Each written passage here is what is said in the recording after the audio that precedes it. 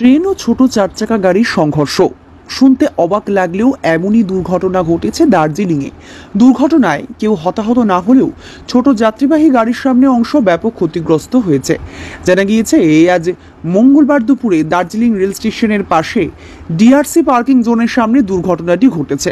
Parking zone থেকে একটি ছোট চারচাকার যাত্রীবাহী গাড়ি বের হচ্ছিল, সেই সময় টয় ট্রেনের সঙ্গে মুখোমুখি ধাক্কা লাগে। এতে ছোট গাড়িটির সামনের অংশ দুমড়ে মুচড়ে যায়, সঙ্গে সঙ্গেই দাঁড়িয়ে পড়ে টয় ট্রেনটি। তবে ঘটনায় হতাহতের কোনো খবর নেই। টয় ট্রেনটিকে কিছুটা ব্যাক করে নেওয়ার পর স্থানীয়রা ছোট গাড়িটিকে ঠেলে রেল লাইন থেকে সরিয়ে দেন। এরপর যান চলাচল স্বাভাবিক হয়।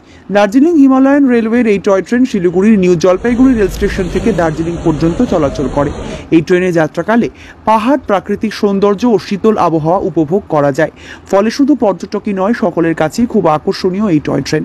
ভারতীয় রেলের অধীন দার্জিলিং হিমালয়ান রেলওয়ে সোসাইটি এই ট্রেন পরিচালনা করে। অনলাইনে টিকিট বুকিংয়ের ব্যবস্থা রয়েছে। এর আগেও দুর্ঘটনার কবলে পড়েছিল টয় ট্রেন।